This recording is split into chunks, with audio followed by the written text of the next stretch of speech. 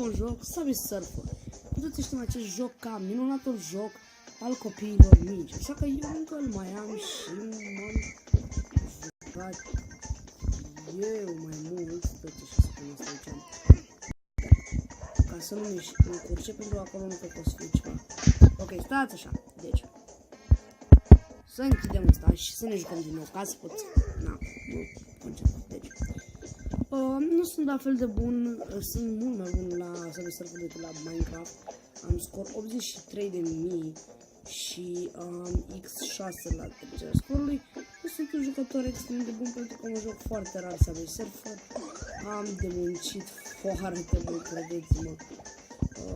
Și da, am și un canal de vlog, adică Mr. Dark. Dacă vreți să-l vizitați, vă las, de fapt, n-am vrut să vă las, hai să zicem, vă pun numere și poza canalului în descriere, ca să vă, mă recunoașteți mai ușor, după poză. Ok. Ce? Ok. Aparent, o să-l punem peste scor, n-avem ce să facem. Să dăm așa, o să mai fac un video de Minecraft, dar na, să vedem ce timp o să am, ce chestii de astea să fac. Oricum am o grămadă de jocuri să fac pe zi, nici nu știu ce să mai filmez. O să fac un video de Minecraft pe zi, hai să zicem așa. Și dacă vreți mai multe, punem mai multe video de Minecraft, pentru că, bineînțeles, trebuie să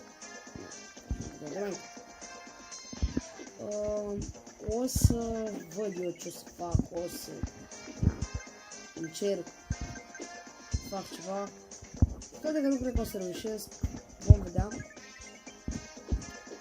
La videourile de Subway Surfer vor apărea așa ocazional, nu mereu, și na, voi vedea eu ce să fac. Oricum, îmi place foarte mult jocul, e un joc foarte tare. Chiar dacă este extraordinar de vechi, merită.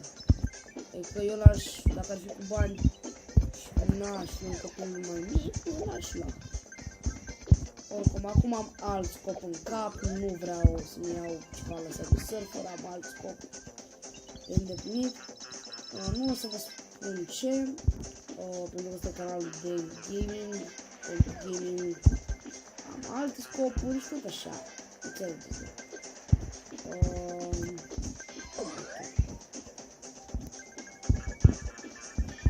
Deci nu vreau să le-am tortocheat așa în care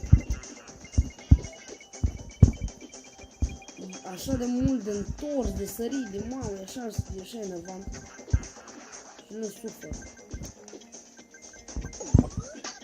Ce? Ok, bravo Gabi, ești maestru. Bun, în videourile de Subway Surfer voi încerca, asta e singurul meu scop, să-mi iau ninja-ul, caracterul de ninja, pentru că am neapărat nevoie de... voi mai juca eu off camera, dar în video vreau să cumpărăm ninja. Deci chiar dacă o să fac bani înainte să filmez, o să îl pun în video ninja, știți? Să vi-l arăt vouă. Hai să ne uităm, uitați și asta, trec. Ok, super. Pick up 5 magnets. Glumește, ăla era ultimul magnet. Hai, mă. Hai, frate. Ce enervant. Era ultimul magnet. Internam și setul ăsta de mii. M-ar avocat. Nu m-am jucat de mult Subway Surfer, de 3 zile. Și îmi pierd foarte repede experiența, că nu e skill, nu pot să numesc skill ceea ce...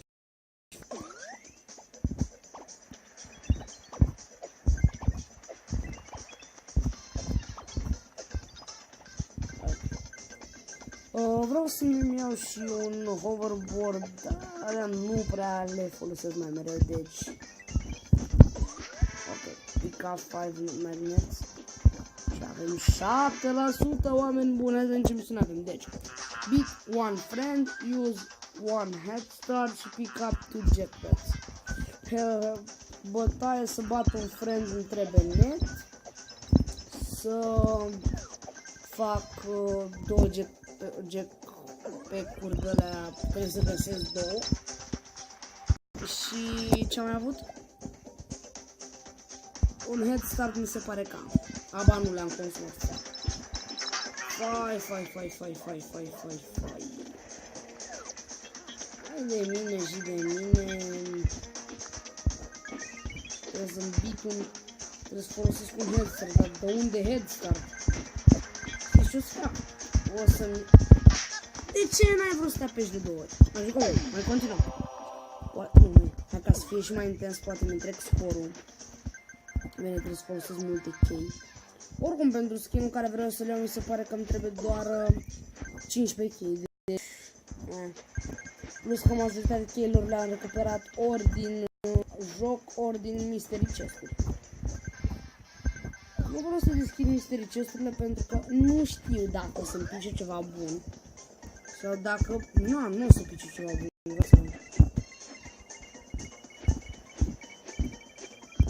Acum o să mă pun să fac 1000 de coins într-o singură tură.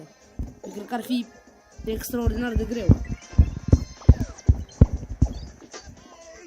Nu. Am zis că nu vreau. Gabi e cel mai tare, el nu va moare. Nu o să mor aici.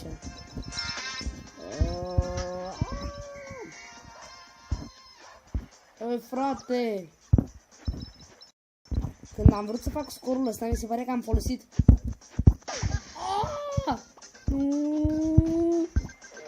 Mamă, ce greu merge, de ce merge în lag? Merge greu. De ce?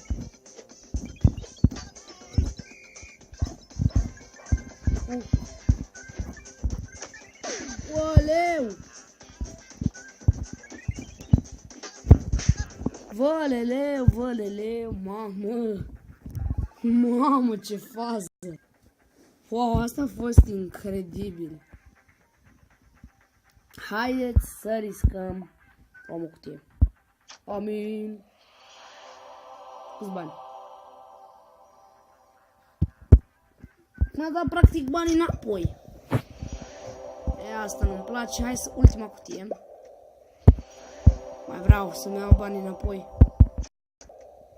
Banii înapoi? Păi da. Totuși nu am suficienți.